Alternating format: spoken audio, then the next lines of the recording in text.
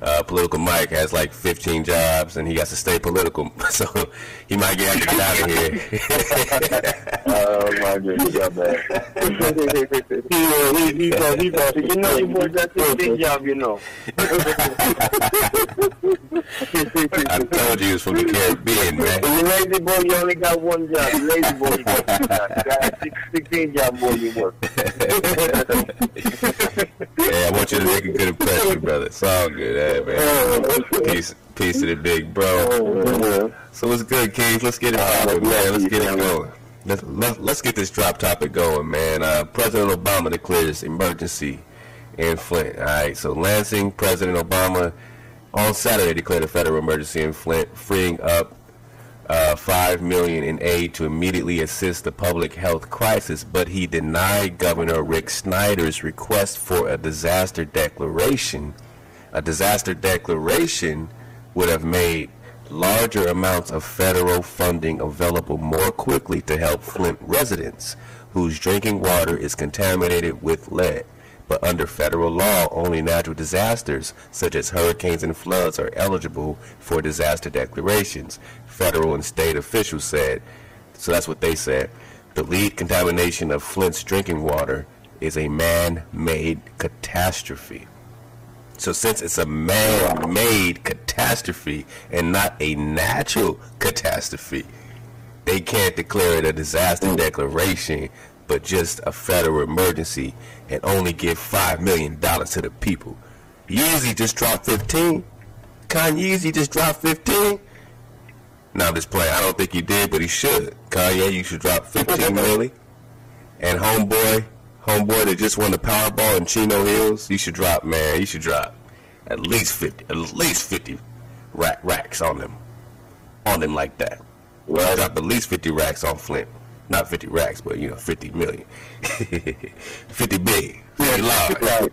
50 large.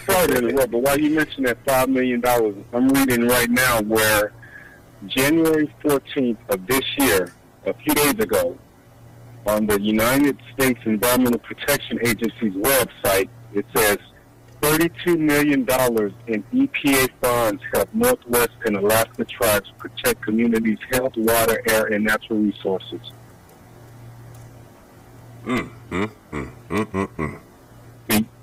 U.S. Environmental Protection Agency has awarded $32 million in funding for the Indian Environmental General Assistance Program capacity building grants to tribes and tribal consortia in Alaska, Idaho, Oregon, and Washington.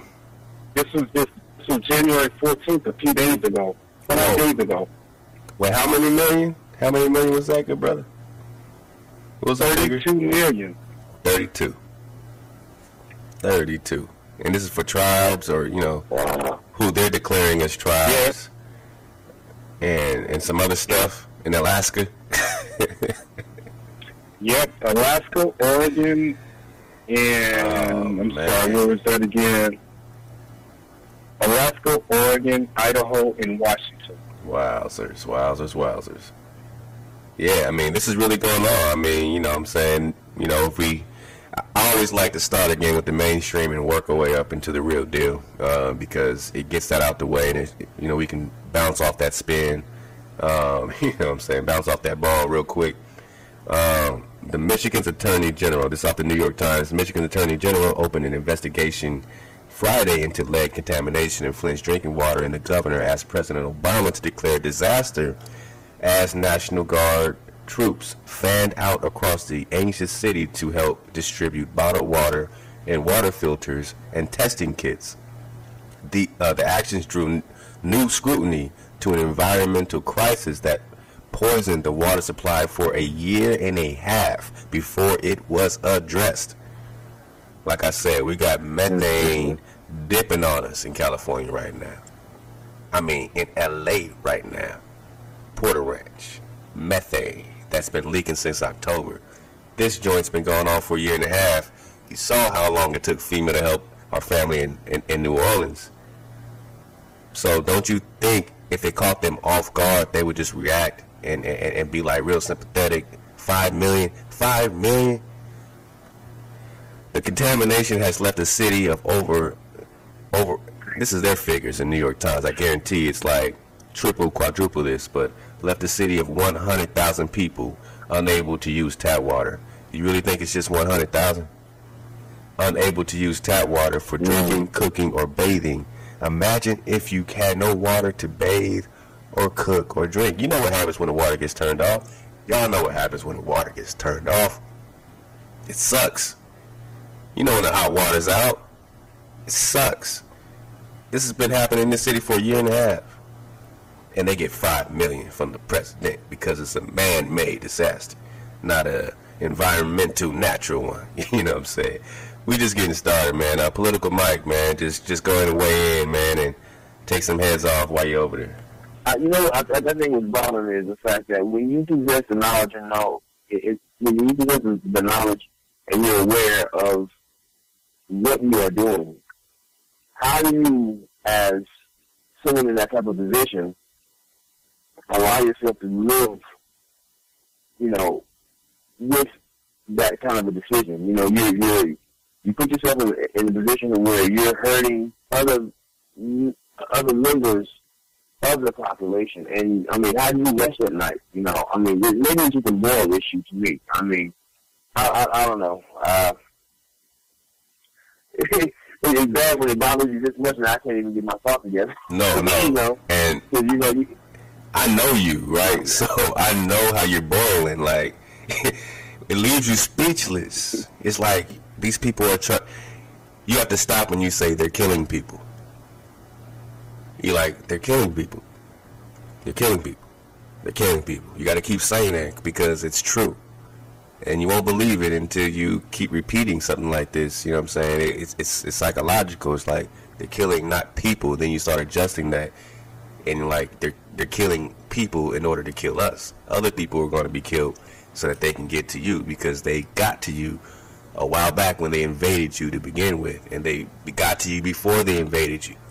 Back in history, back to the Roman and the Greek and the Babylonian and Persian, Medes and all that. You know what I'm saying? Arab slave trade, transatlantic, whatever you want to call any of this stuff, it's genocide, it's massacre, it's eradication of an entire nation. You know what I'm saying? Brother Silas, please, weigh in with your opening drop on this topic, bro. Yeah, my weigh in has to be strictly from a moral perspective, man, because you know how much I love the babies, man. I call all the kids the babies, because to me they're precious. They're our last line of innocence. They're our last line of defense. And when you blatantly go after our babies, our seeds, knowingly going after them, knowingly infecting them, knowingly putting their lives in danger, knowingly giving them diseases and contaminating their water. It's beyond, I'm like Mike, man, it's beyond blood boiling. It's bedeviling is what it is.